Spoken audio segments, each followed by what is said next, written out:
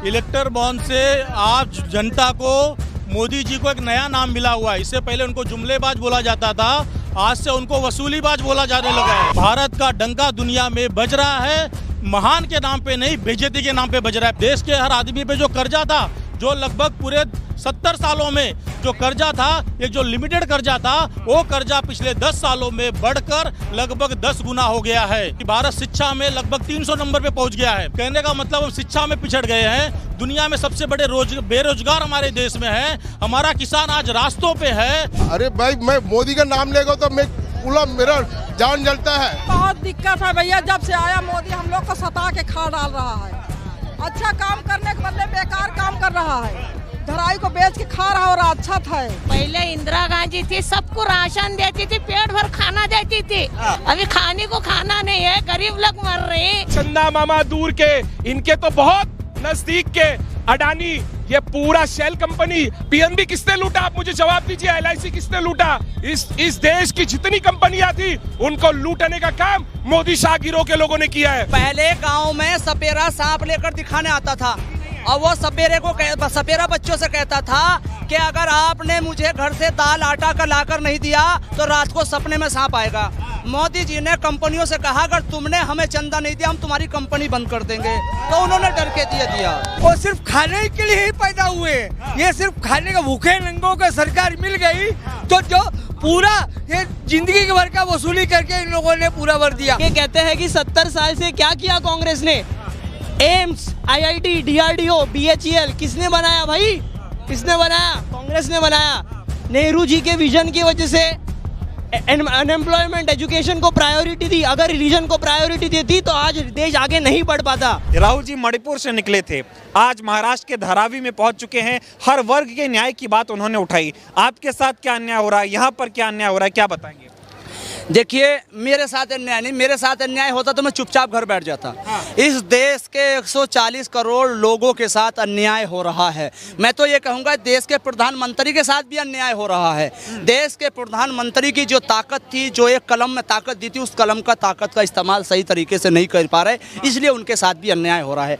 और उस अन्याय को मिटाने के लिए जननायक राहुल गांधी जी मणिपुर से दूसरी भारत जोड़ो न्याय यात्रा लेकर निकले हुए हैं और एक समाज को, इस देश को मैसेज दिया है। राहुल जी ने अपनी दादी को देखा है, देश के लिए शहीद हुई है, शायद जब छोटे रहे होंगे। अपने बाप के साये को नहीं वो ले पाए तब भी वो छोटे रहे होंगे, मगर आज वो इस देश को बचाने के लिए उनकी बहन अपनी जान की परवाह ना करते हुए आज जनता के लिए रोड पर निकले। उन्होंने महिलाओं की बात की। मणिपुर में जिस तरह से महिलाओं को नग्न अवस्था में घुमाया गया, उनके साथ गलत काम किया गया, उसकी आवाज़ उन्होंने उठाई।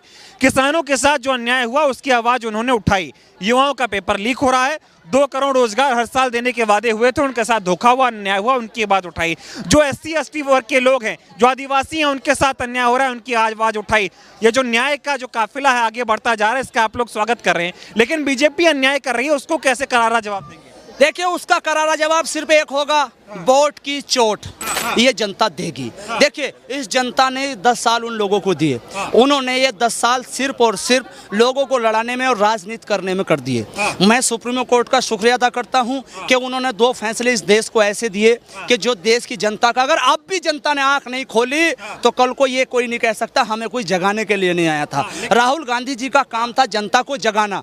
राहुल तो जनता को जगा रहे, लेकिन मोदी जी जनता को लूट रहे हैं। जो वादे किए, एक भी वादे नहीं पूरे किए, जनता के साथ अन्याय कर। मैं कह तो रहा हूं, जनता उसके बावजूद भी अगर उनके झूठे, जैसे 1100 का सिलेंडर, डीजल बढ़ा, पेट्रोल बढ़ा, अगर वे सिर्फ एक जाति विशेष के लोगों के चक्कर में आकर वोट देंगे तो उनका काम ये होगा, जैसे एक पति के 2 पत्नी होती है, तो एक पत्नी ये चाहती है कि मैं भले ही विधवा हो जाऊं मगर मेरा पति मर जाए मगर सौतन विधवा होनी चाहिए। कुछ लोगों का ये काम हो रहा है। जैसे या ऐसे कह लो आप कि मेरी दीवार गिर गई, कोई बात नहीं, मुल्ला जी का 5000 का बकरा तो मर गया, मेरी भले ही 10,000 की दीवार गिर गई।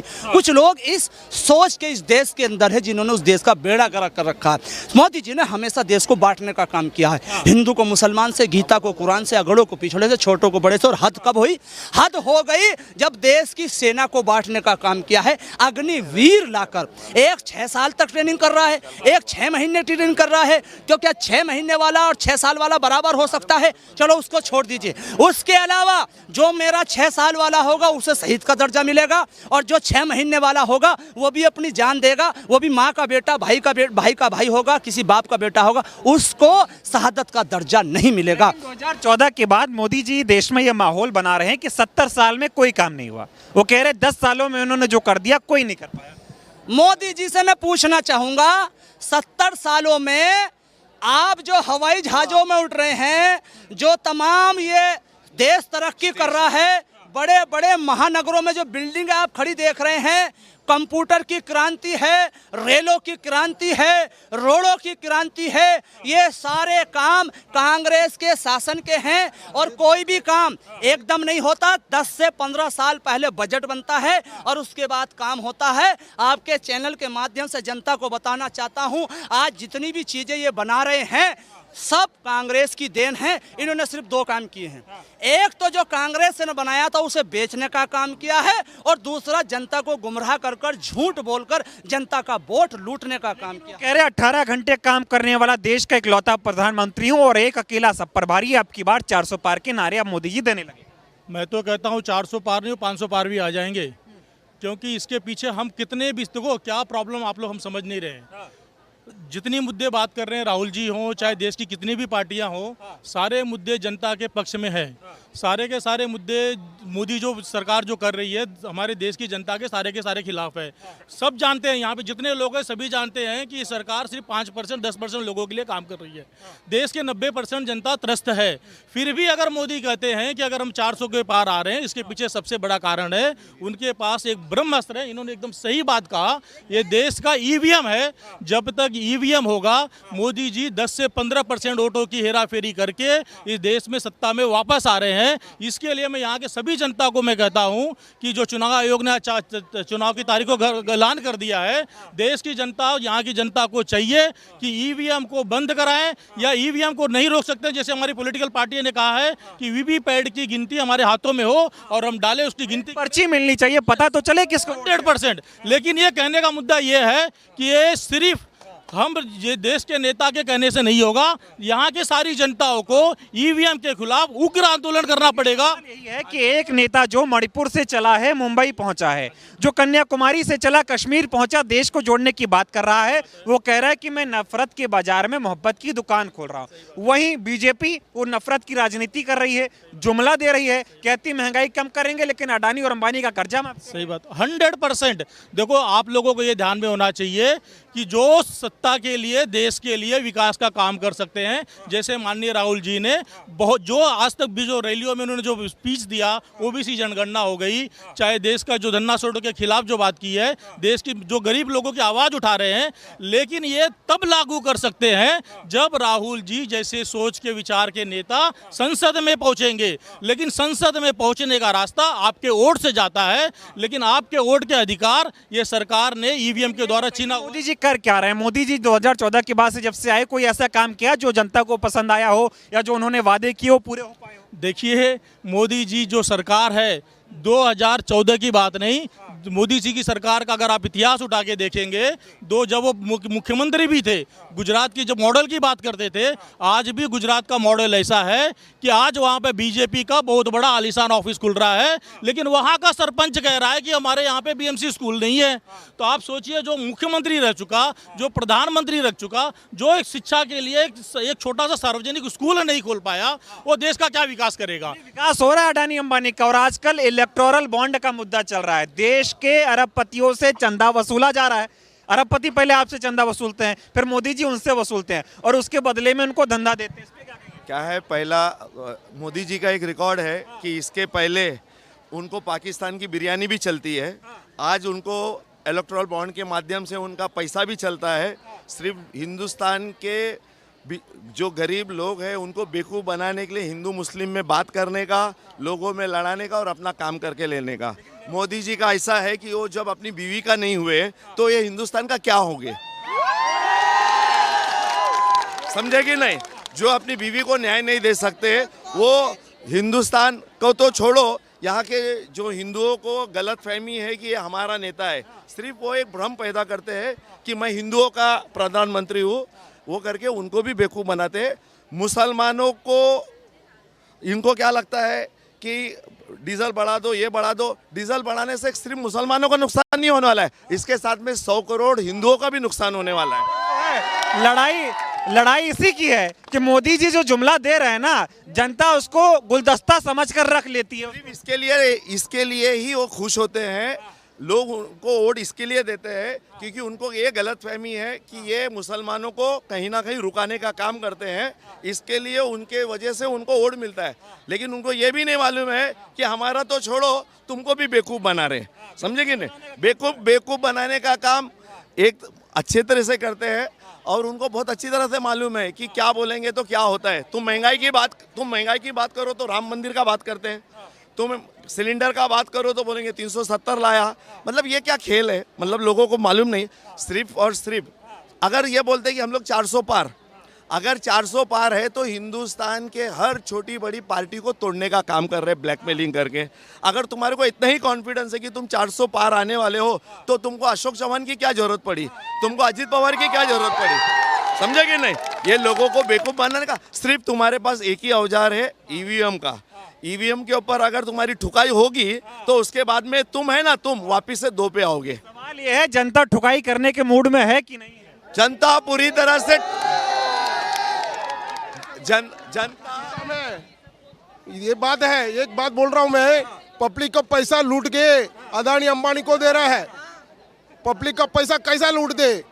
हर एक जनता को, हर एक नागरिक को बैंक अकाउंट खोलना जरूरी है, ये ऐसा ये बनाया है। हाँ, तो फिर वो बैंक का अकाउंट खोलना है तो 1000 रुपये तो कम से कम उसका अकाउंट में तो सारा पैसा। नहीं, एक बात बोल रहा हूँ मैं, बैंक अकाउंट इसलिए खोलना बोला कि मिनिमम बैलेंस उसमें रखे। तो मिनिमम बैलेंस अकाउंट बैंक के थ्रू किधर जाता है?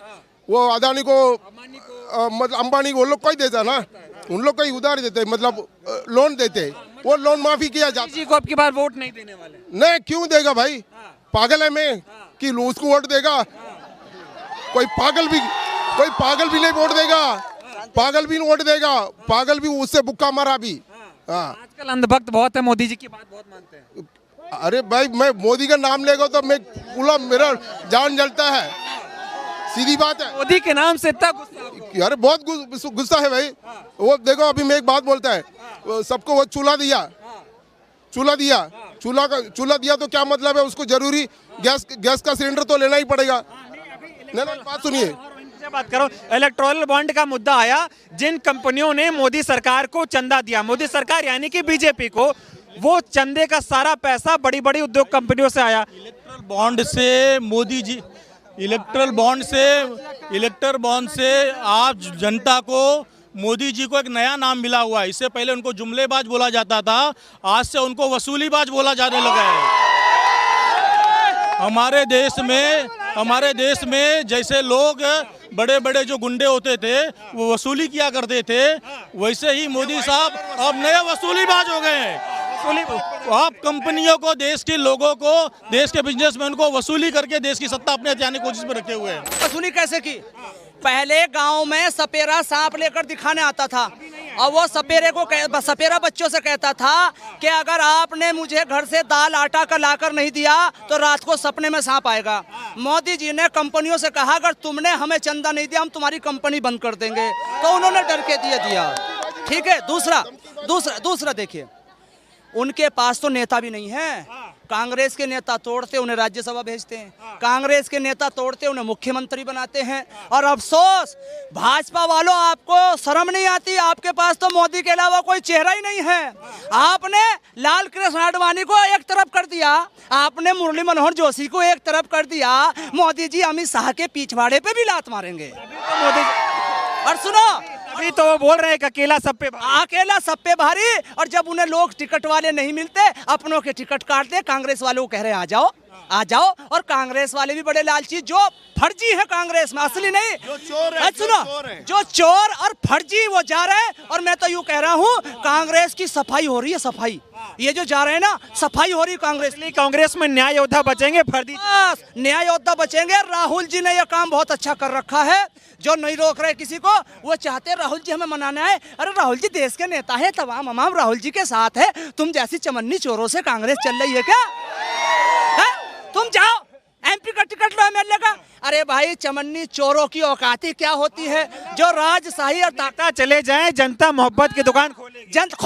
खोलेगी नहीं, मीडिया बंधु खोलेगी नहीं। जनता ने मोहब्बत की दुकान खोल दी है, हाँ खोल दी है। इसका सबूत राम मंदिर का इन्होंने उद्घाटन किया, उसमें इन्होंने चाहा कि कुछ हो, जनता ने कुछ नहीं किया। इन्होंने रात को ACCA क्या हो वो लगाए, CA लगाई, जनता ने कुछ नहीं किया। इन्होंने तमाम धार्मिक भावनाओं को भड़काने का काम किया, जनता ने कुछ नहीं किया। और मैं आपके चैनल के माध्यम से कहना चाहूँगा, भगवान की लाठी में और जनता की लाठी में कोई आवाज नहीं होती है, ये साइलेंटली से काम करती है। बिल्कुल असर होगा, ऐसा होगा कि चुनाव के बाद ये आपस में लड़ेंगे कि तू कहता था 400 से पार आएगी, तू कहता था 300 से पार आएगी, और लठ इनमें खुद चलेंगे खुद। सवाल ये होता है कि 15 लाख